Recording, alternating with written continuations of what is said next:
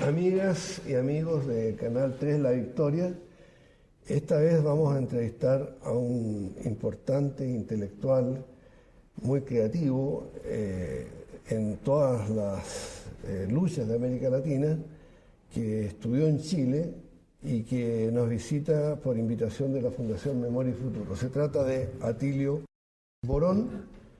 La idea es que tengamos tiempo para resolver algunos temas de fondo, más allá de las situaciones coyunturales que a muchos de ustedes pudieran interesar.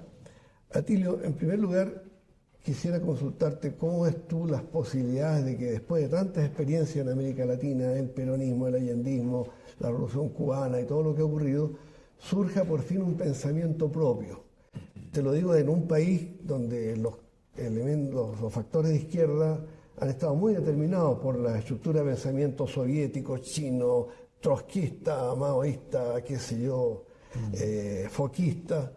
Mucha gente escribiendo y opinando sobre experiencias ajenas a América Latina o a nuestro país. ¿Cómo ves tú ese camino de construcción de una nueva epistemología, de un pensamiento que ayude a la liberación? Bueno, primero que nada, gracias por la entrevista a los amigos del Canal de la Victoria. Yo diría que hay en este momento en América Latina una tentativa de reflexión sobre nuestra propia historia, un alejamiento de esta visión un poco dogmática que había en el pasado, en donde se tomaban modelos como si fuesen verdades indiscutibles, ¿verdad? Cuando en realidad los llamados modelos sociopolíticos económicos son la cristalización de ciertas experiencias que dan en contextos nacionales muy específicos, difíciles de trasladar a otras latitudes, y que me parece a mí que ha habido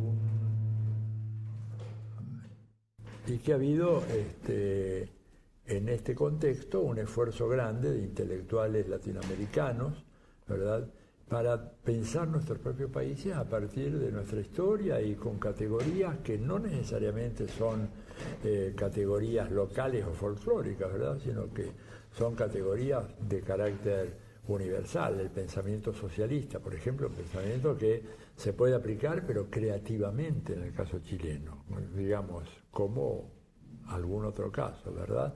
Y creo que en ese sentido, cuando uno mira la literatura que ha surgido en América Latina en los últimos tiempos, es una literatura que efectivamente da cuenta hoy de unos nuevos canales de interpretación de la problemática de nuestros países, una tentativa de utilizar los instrumentos de análisis que se utilizan en otras partes del mundo, pero haciéndolo de una forma tal que reflejen de un modo muy adecuado la realidad nacional y al mismo tiempo que recuperen visiones históricas, ¿no es cierto?, que había en estos países, recuperar autores perdidos. Por ejemplo, un autor perdido, acá en el caso de Chile, que está siendo recuperado ahora, Francisco Bilbao. Bilbao fue un pensador muy importante, de una proyección no solamente chilena, sino internacional, ¿verdad?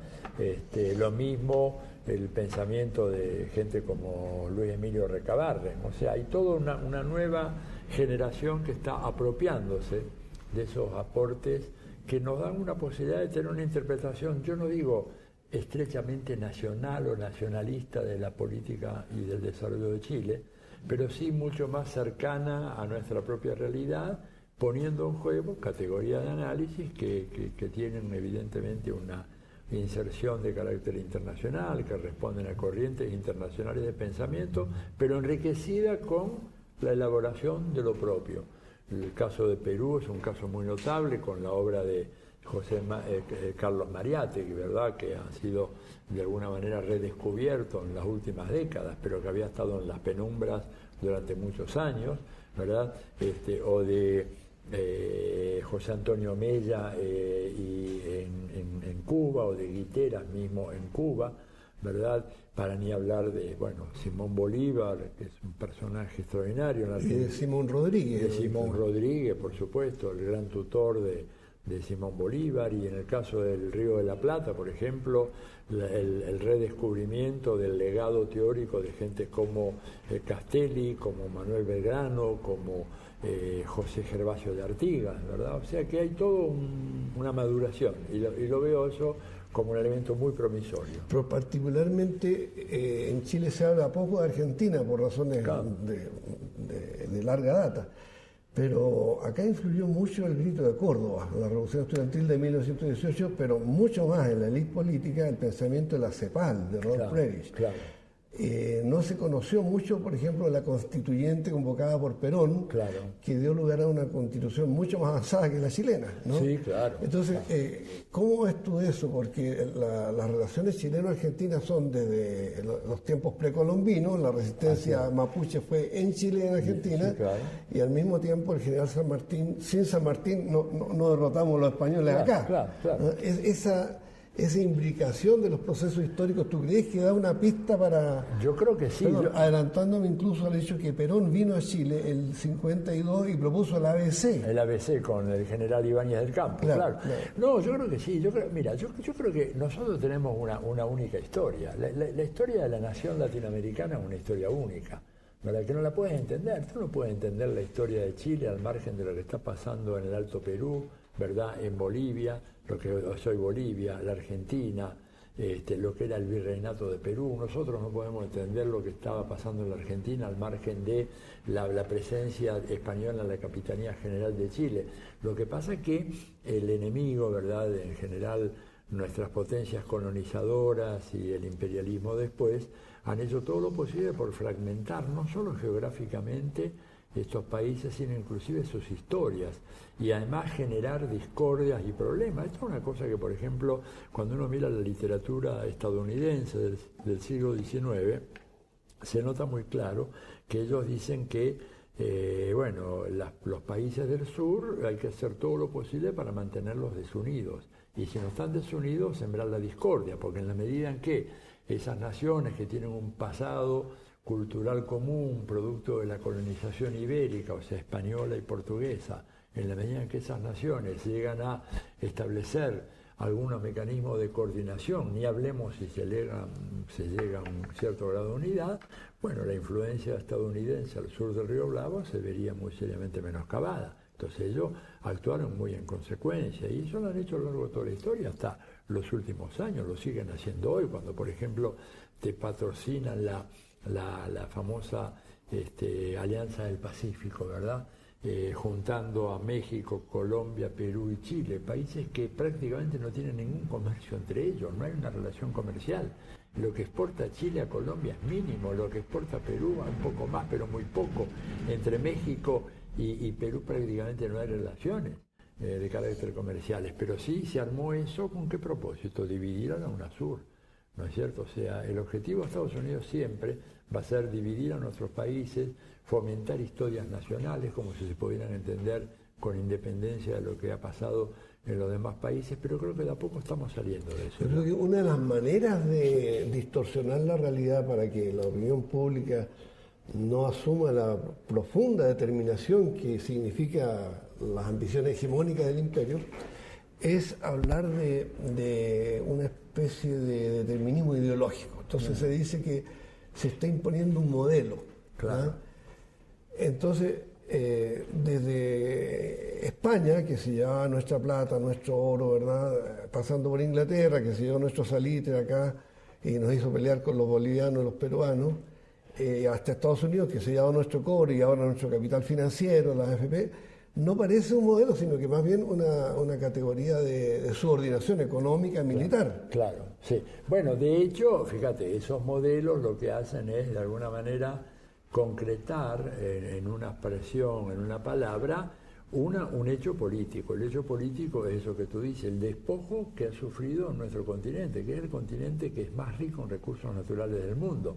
Entonces, por esa razón, vos tenés esta exaltación de modelos, porque lo que está implícito en la palabra modelo es muy claro. Si es un modelo, es algo que se debe imitar. Cuando el artista está pintando un cuadro, el pintor, hay un modelo o una modelo. Cuando está esculpiendo una escultura, hay un modelo también. La idea es que es algo digno de ser imitado. O sea, la expresión de un modelo no es inocente, nos lleva de alguna manera a decir, bueno, eso es lo bueno que hay que hacer. El modelo de la Moncloa, por ejemplo, que fue tan propagandizado. Después de Franco en España. Después de Franco en España, el Pacto de la Moncloa, que de alguna manera acá fue lo que de alguna forma se cristalizó en Chile, ¿verdad?, a partir de 1990.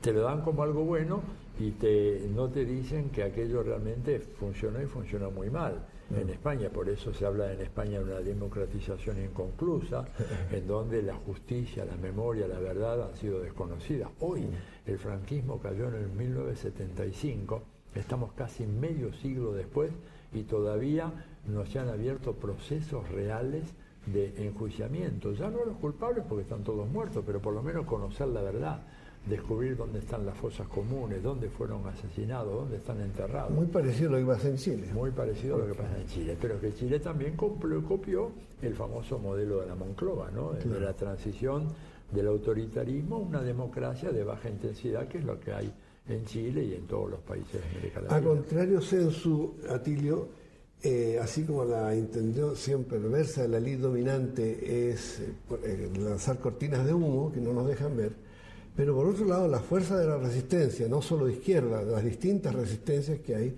también hay lecturas muy sesgadas, muy en blanco y negro. Ajá. Me interesaría, por la charla que diste ayer en la universidad, que tocara este tema de los matices que van surgiendo, las distintas contradicciones. Muy fuerte el caso argentino, porque con la guerra de las Malvinas, claro, el mismo ejército dictatorial, ¿verdad?, sí, tuvo que enfrentarse al imperialismo norteamericano y al imperialismo inglés. Así es. Pero también en Chile tuvimos de que los mismos militares que tomaban decisiones crueles, que eran corruptos, llegó un momento en que tuvieron que decidir si entregaban el cobre a los norteamericanos o no. Claro. Y con todo su fascismo, con todo su fanatismo, decidieron no entregar el cobre.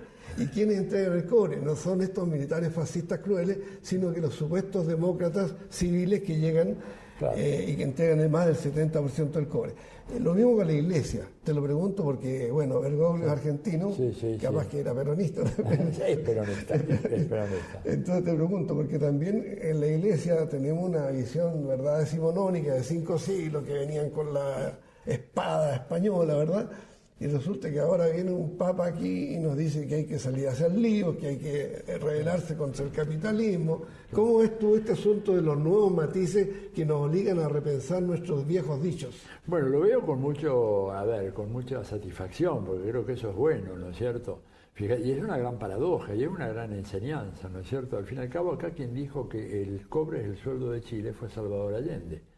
Y quienes honraron esa premisa de la política chilena fueron nada menos que los militares, lo cual cubre con un manto de deshonor a la dirigencia política posterior, que hizo lo que los militares no se atrevieron a hacer o no quisieron hacer, y que hicieron lo que Salvador Allende había dicho que era absolutamente inaceptable, ¿verdad? Porque el cobre sí tiene esa entidad tan importante en el caso chileno. Esto habla, digamos, de la complejidad de estos actores sociales, que nunca son actores homogéneos, siempre tienen líneas, tendencias.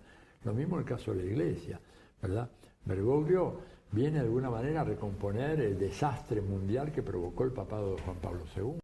El papado de Juan Pablo II volcó totalmente la Iglesia en los brazos de las clases dominantes, los sectores poderosos, se hizo cómplice del neoliberalismo, ¿verdad? Y movido por un cerril anticomunismo, su única gestión importante fue tratar de derrumbar a la Unión Soviética, a los países socialistas del Este. Mientras tanto, en sus propias comarcas, las iglesias protestantes, evangélicas, se iban metiendo en ese hueco inmenso que dejaba la Iglesia Católica, que en virtud de este Papa se preocupaba mucho más de defender los intereses norteamericanos que de defender a su feligresía. Por suerte ahora con Francisco hay un principio de realineamiento. Francisco es un papa que es eminentemente popular, un hombre expresión de las clases populares, y para quien la idea de la riqueza y de los ricos y del dominio de la élite aristocrática es poco menos que, no poco menos, es abiertamente pecaminosa.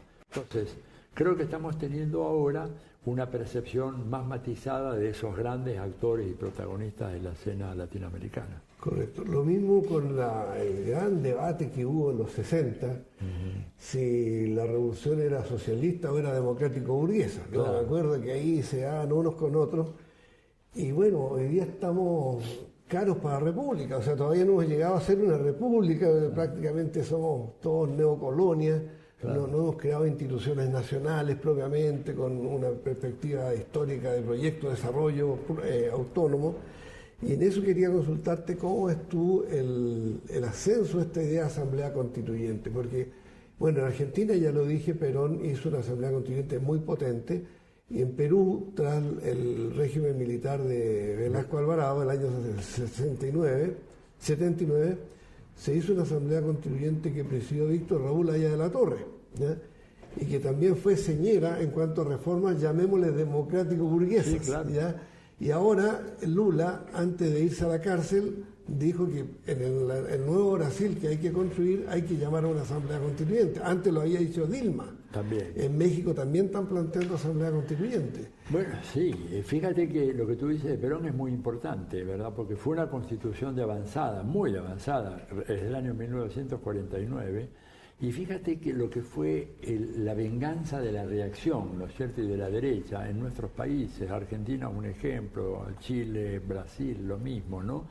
Fíjate que esa constitución fue abolida por el régimen militar y en la nueva constitución que se elabora en el año 1957 ni siquiera figuran los antecedentes de que hubo una constitución del año 1949, es un escándalo. Que ahora hay todo un equipo joven de juristas en la Argentina que están lanzando una campaña por una reforma constitucional y, entre otras cosas, planteando el reconocimiento de los derechos garantizados en la Constitución de 1949, que fueron muy importantes y que fueron totalmente abolidos por la Constitución liberal pseudo-democrática que vino después. Ahora, en el caso de Chile, este tema es de una enorme importancia, porque fíjate que Chile es uno de los pocos países en América Latina, no me atrevería a decir al único, pero no hay muchos, ¿verdad?, que nunca ha tenido una asamblea constituyente. Todas las constituciones en Chile fueron hechas desde arriba, desde el poder político. La de 1833 con Portales, la de 1925 con Alessandri, ¿verdad?, y el régimen militar, y la de 1980 con el régimen de Pinochet. Y fíjate que esa es una gran asignatura pendiente, porque acá varios candidatos en varias elecciones, y sobre todo en la que eligió a Michelle Bachelet, ella había prometido que iba a convocar una asamblea constituyente en Chile, y sin embargo esa promesa no se cumplió, y Chile necesita darse una nueva constitución, porque la que tiene no le sirve, la que tiene es un remiendo de parches de las viejas constituciones, en donde los miembros, desprestigiados miembros de la clase política, han introducido algunos cambios, pero que realmente no le hacen honor a la trayectoria democrática y a las aspiraciones democráticas de este pueblo chileno, que ha sido uno de los pueblos que más ha estado a la avanzada en América Latina en la lucha por la democracia. Sin embargo, le han negado el derecho, pero fundamental, de tener una asamblea constituyente. Con el agravante de que durante la resistencia contra Pinochet, sí, todos los que hicieron algo contra la dictadura, desde que derribaron cables de alta tensión, pusieron miguelitos o panfletos o misas, todos decían: se va Pinochet y llamamos a asamblea constituyente. Bueno. Hasta Patricio Aylwin firmó un documento en esos años, sí, por una asamblea constituyente. Pero bueno, pero es que no hay que creerle mucho a esos políticos. Cada uno de los problemas que hay en el caso de Chile, me parece, es la continuidad de una dirigencia política tradicional. Mira, yo vengo a Chile desde hace, por lo menos, sí, se van a cumplir, no, ya se cumplieron 51 años desde mi primera visita a Chile. Es un país que he venido 67. Desde el 67 hasta ahora. He vivido acá 6 años y aparte, salvo el periodo militar, que no podía venir, era peligroso para mí porque me consideraban, bueno, la casa que yo tenía ahí alquilaba un DFL2 ahí cerca de donde estaba la residencia del presidente Allende, en Tomás Moro, sí, tenía una pequeña casita ahí, y yo me había ido a Estados Unidos a estudiar por un periodo muy corto, y me arrasaron la casa, me llevaron todos los libros, perforaron los techos, los falsos techos, buscando armas, cosas así. Así que en ese periodo no vino, pero ni bien se restableció el régimen democrático, yo empecé a venir a Chile, ¿verdad? Y lo que vos notas, para mí es sorprendente, cómo algunos de los políticos de aquella época, y te pongo un caso, Andrés Saldívar, todavía sigue politicando en Chile. Es decir, ¿cómo ese hombre no se ha jubilado? que le ha hecho un mal inmenso a este país, y como él lo personificó en toda una dirigencia política tradicional que ha estado durante más de 50 años medrando del erario público, de la cosa política, siendo incapaces de otorgarle a este país una constitución como Chile se merece. Correcto. Teotonio, tú como protagonista importante en los años 60, Sí. estuviste en Chile incluso durante el gobierno de Allende. Sí, claro. O sea, tú sabes lo que es la mano pesada de Estados Unidos, de la intervención, es un tema muy conocido. El desabastecimiento programado que sufríamos, la huelga de los camioneros, Patria y Libertad, y toda esa historia la vimos muy de cerca. Yo creo que eres una persona autorizada para nuestros televidentes del Canal 3 de la Victoria y para de todo el país que van a ver este programa, para que hagas un señalamiento sobre cómo gravita la influencia exterior en la política doméstica, ¿no? Bueno, tú sabes que acá ese fue un tema que en esos años se estudiaba mucho, porque había personajes acá que estaban trabajando intelectualmente de manera muy fuerte. Teotonio dos Santos, recientemente fallecido, a quien además le quisiera rendir un homenaje en este momento a través de este medio. Teotonio fue un hombre que llevó a Chile en su corazón, como yo, ¿no es cierto?, que ayudó muchísimo. A él el golpe lo sorprendió acá, ¿verdad? Y prácticamente su casa se convirtió en el refugio de todos los que querían salir de Chile, ¿verdad? Así, pero había casi un centenar de personas en su casa.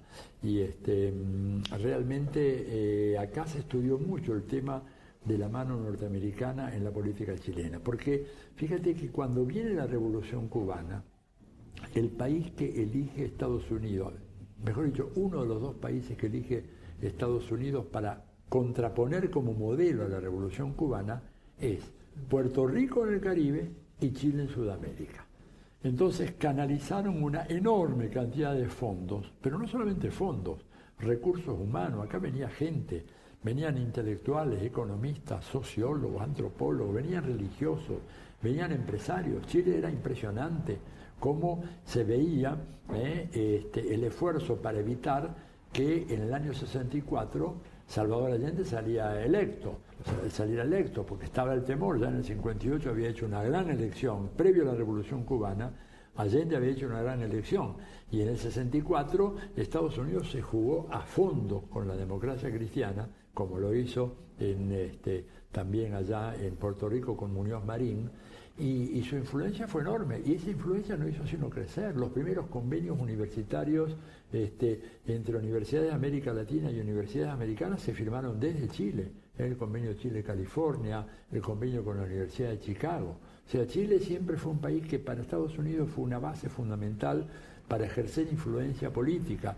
Por eso Chile, de alguna manera, con el voto de Estados Unidos, se convierte en la subsede de Naciones Unidas en América Latina, cargo que disputaban en su momento Brasil, que quería también ser la sede de la CEPAL, Argentina o México, pero Estados Unidos ya desde el principio, en 1948, se dio cuenta que el lugar más apropiado era Chile, y esto tiene que ver con el servicio que le prestó a los intereses americanos Gabriel González Videla, ¿no es cierto?, que fue el que hizo toda la racia en contra de los comunistas, los socialistas, todo lo que fueran de alguna manera teñidos como gentes de izquierda, fueron así perseguidos, y por eso Estados Unidos apostó muy fuertemente. En ese sentido, Teotonio, tú fuiste actor de primera línea Atilio, perdón. Sí.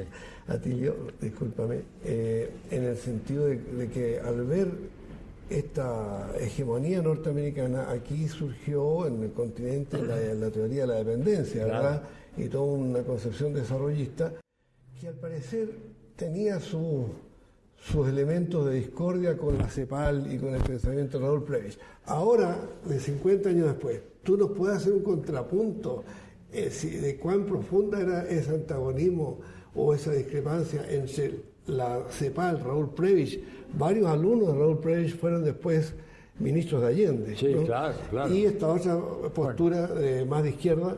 Mira, lo que pasa es que cuando surge la teoría de la dependencia, ya Prebisch no estaba en la CEPAL, se había ido la UNTA. ¿Te acuerdas? Ya. Estaban sus discípulos, pero sus discípulos, de alguna manera, algunos se volcaron a la izquierda. Pedro Busquevich, por ejemplo, un caso de ellos, ¿verdad? Pero otros, de alguna manera, quedaron vinculados al canto de sirena de los Estados Unidos Y hay una prueba que a mi juicio es decisiva. Cuando un chileno como Enzo Faleto y un brasileño como Fernando Henrique Cardoso publican en la CEPAL un documento que es uno de los documentos fundacionales de la teoría de la dependencia, que se llama Dependencia y Desarrollo en América Latina, eso se publica en mimeógrafo y nunca adquiere el carácter de publicación oficial de la CEPAL. ¿Te das cuenta tú? El peligro que había. Peligro que había. En el año 67, y el libro, y no solamente eso, la CEPAL impidió la publicación de ese libro fuera de la CEPAL, en la editorial Siglo XXI de México hasta el año 1970. Fíjate tú el control ideológico que tenía. Y ese control básicamente era el control de Estados Unidos. Porque el sistema interamericano es un tema dominado totalmente por Estados Unidos, a través del BID, Banco Interamericano de Desarrollo, a través del Council of Americas, a través de la embajada que acá en Chile desempeñó un papel tan crucial. La NED. La NED, que viene ya en los años 80, ¿no es cierto?, ya con Pinochet, pero ahí con una cantidad enorme de dinero, porque la NED, que es el National Endowment for Democracy, lo que hizo fue financiar la formación de nuevos liderazgos políticos y sobre todo más que nuevos liderazgos políticos, porque los liderazgos políticos de Chile post-Pinochet eran lo mismo que los de antes. El mencionado Andrés Saldívar, Patricio Aylwin, Eduardo Frei, padre e hijo, etcétera, pero con nuevas estructuras y sobre todo con un know-how en materia de propaganda política que nunca se había visto en Chile. En Chile la propaganda política era una propaganda muy correcta, en el sentido de que no había mentiras. Había, por supuesto, actos de demagogia, pero vos veías que los candidatos decían lo que iban a hacer y más o menos eso se correspondía. Después podía decir, bueno, pero Frei prometió la reforma agraria, no fue tan radical. No fue tan radical, pero con esa ley después Allende la hizo en serio, ¿verdad?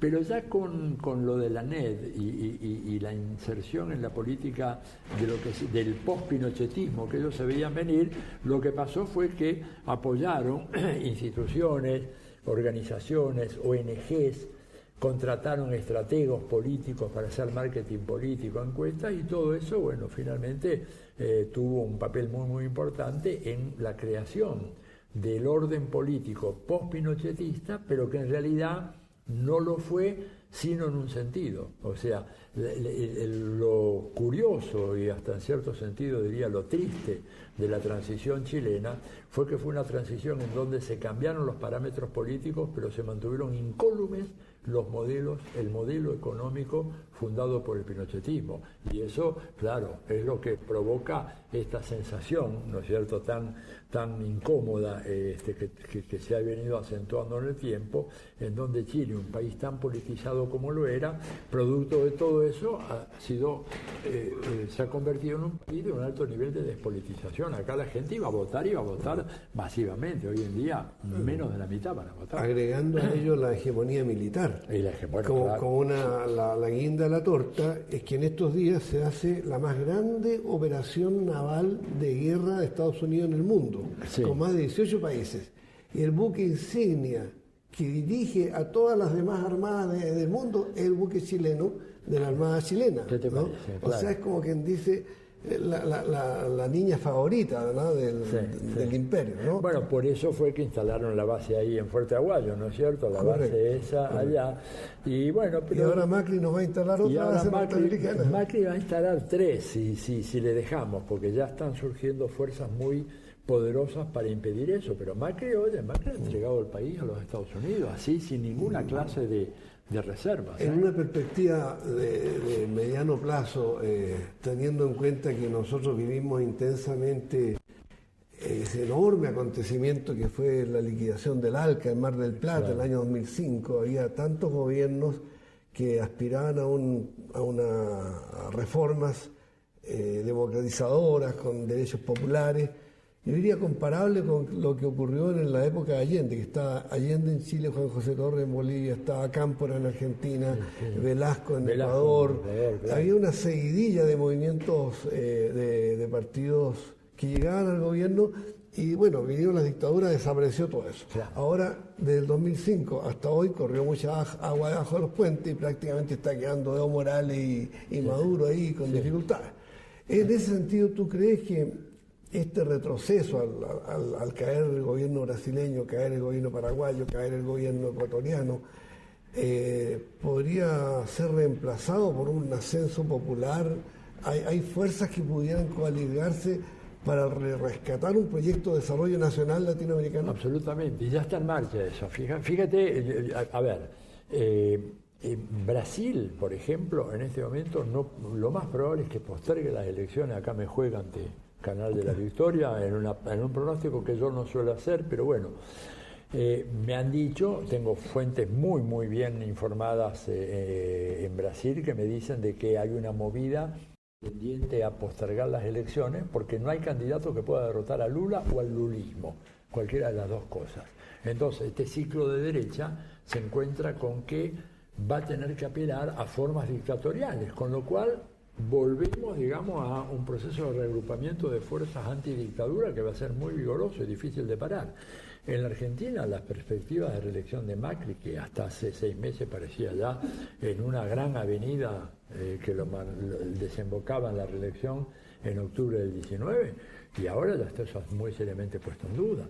En Perú ha tenido que renunciar el presidente Pedro Pablo Kuczynski, va a haber una nueva elección y ahí probablemente la candidatura de centro izquierda hacia la triunfante, ¿no?, de la mano de Verónica Mendoza, que es una líder muy importante en Perú. En Colombia se ha roto un sistema bipartidario que tenía casi 2 siglos de existencia. El domingo pasado, el domingo 14 de junio, es un hecho de una importancia que los medios han disimulado, han dicho ganó Iván Duque, el candidato al uribismo, pero eso no es el dato importante. El dato importante es que una fuerza que hace apenas 4 años no llegaba a los 2 millones de votos, ahora tiene más de 8 millones, un crecimiento exponencial que va a culminar en la presidencia, ¿verdad? Y en México, perdóname, sí. y en México el inexorable triunfo de López Obrador. Entonces, digo, yo creo que aquellos que ven un retorno, una restauración de la derecha, están viendo cosas, están viendo juegos de luces, pero no realidades, ¿eh? Sí, yo quiero hacerte un pequeño paréntesis aquí porque muchos de nuestros auditores y auditoras de Canal 3 de la Victoria y nuestro amigo Polo, que es el director, estarán con las pepas muy abiertas de todas las buenas noticias que tú nos das. Ajá. Porque el cierre informativo en Chile es espantoso. Aquí sí. No se sabe lo que tú has señalado, la importancia que tiene Petro en Colombia, López Obrador en México. Entonces, lo que nos llega es todo lo malo de Maduro, todo lo que, lo que pudiera ser. De hecho, daría para hacer un programa aparte solamente de este tema que tú planteas. Pero yo te digo una sola cosa. Se habla de que hay cerca de 1 millón de venezolanos que han huido de Venezuela.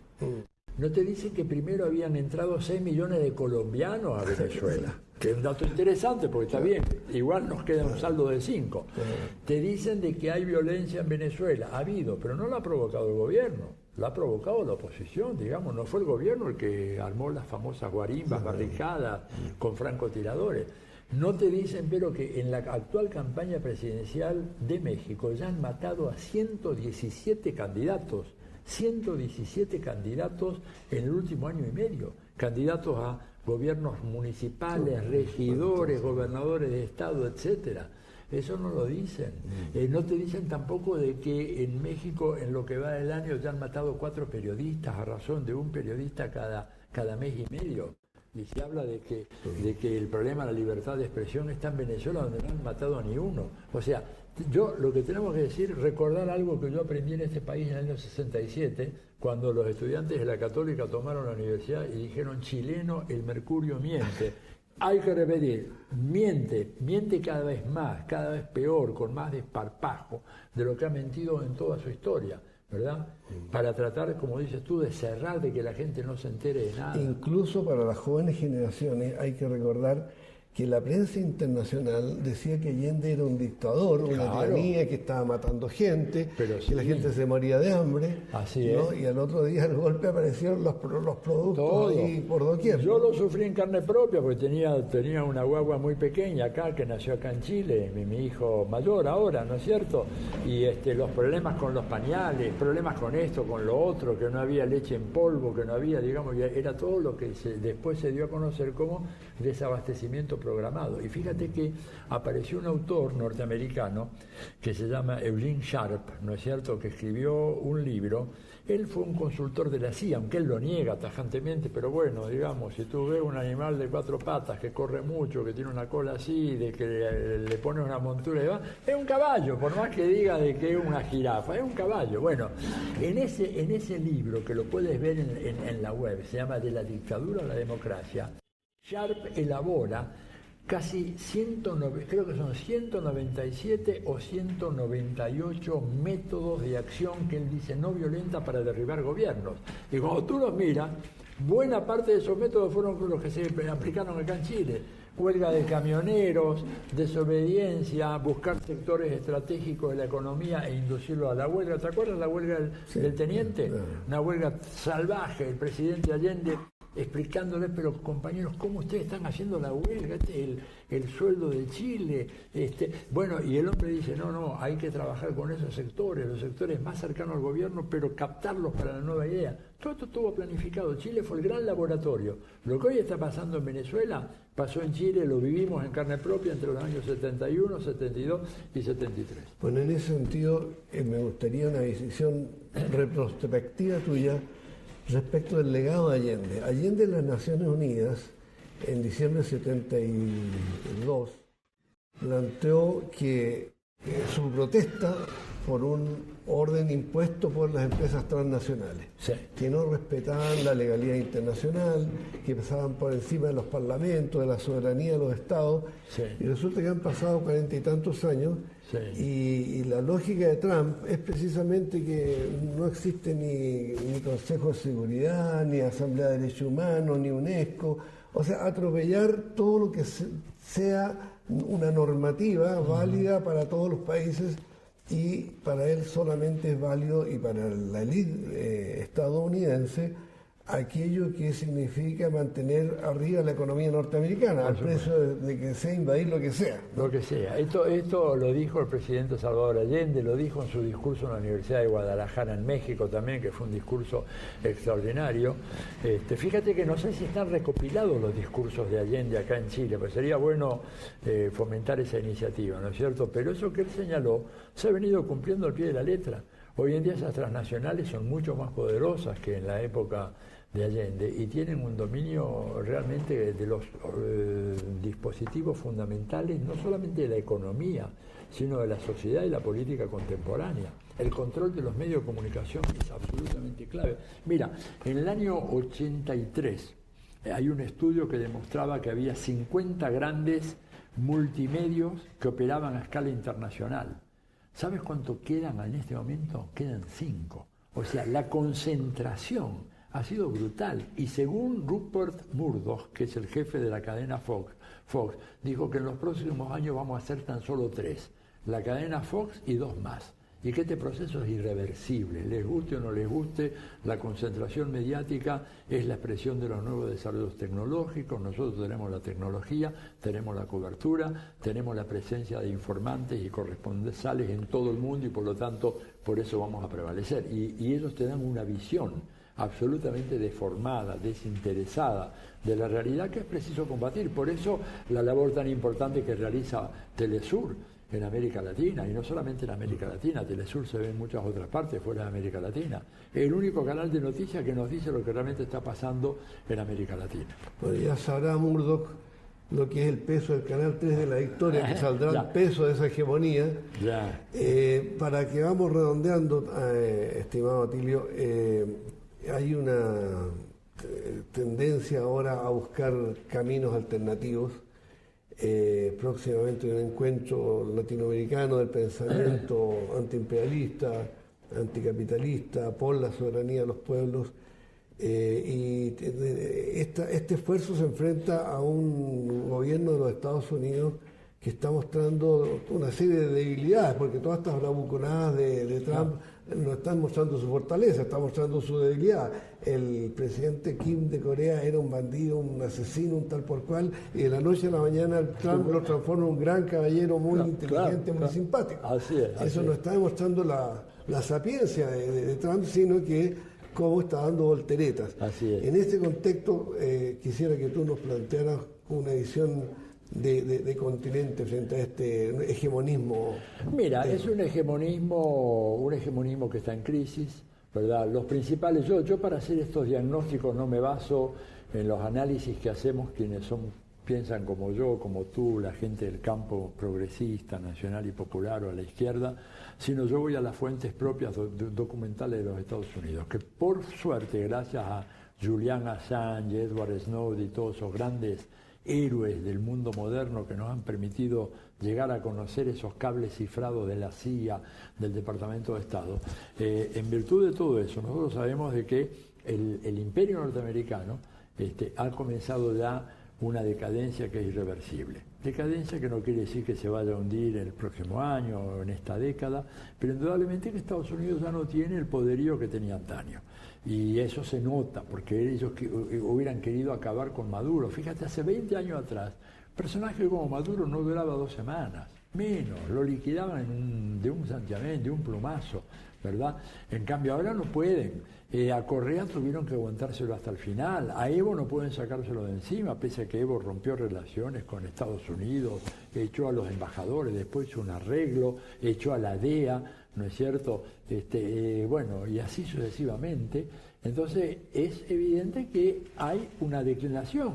En parte se explica porque Estados Unidos está perdiendo la batalla en ciertas áreas clave de la economía. Te voy a dar un dato que poca gente sabe. Desde el año 2014 hasta hoy, el país que tiene el mayor número de registros de patentes de alta tecnología ya no es más Estados Unidos, es China. O sea, Estados Unidos está quedando atrás en la competencia tecnológica con China. China no solamente gana porque tiene sueldos baratos para sus trabajadores, sino gana porque tiene mejor componente tecnológico en algunas áreas claves, ¿verdad? Entonces, Estados Unidos ante eso se encuentra con las manos atadas, no puede salir de los pantanos en que se mete. Todavía está en Afganistán después de 9 años y sin poder ganar esa guerra contra un país de campesinos, ¿no es cierto?, como perdió en Vietnam.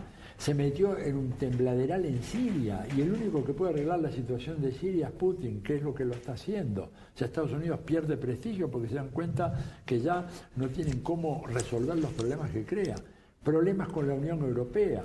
La Unión Europea que está enfrentada ahora a los Estados Unidos, porque Estados Unidos le ha declarado la guerra directamente, una guerra comercial, una guerra diplomática a la Unión Europea. Y entonces se trata de aferrarse a América Latina. Nosotros por eso estamos lanzando toda esta campaña, ¿verdad?, que te quiero mostrar ahora, que la vamos a presentar públicamente en Bolivia, en ese seminario al cual tú y yo vamos a ir, en Santa Cruz de la Sierra, del 7 al 9, porque hemos declarado el día 9 de agosto, cuando digo demos, un grupo muy heterogéneo de gente, desde Silvio Rodríguez, Chico Buarque, Pérez Esquivel y otras personalidades, Estela Caloni, el 9 de agosto, que es el día en que Estados Unidos bombardea Nagasaki, después de haber hecho el desastre en Hiroshima el 5 de agosto, insisten y vuelven a arrojar la bomba atómica el 9 de agosto, entonces lo elegimos como el día internacional de los crímenes estadounidenses contra la humanidad.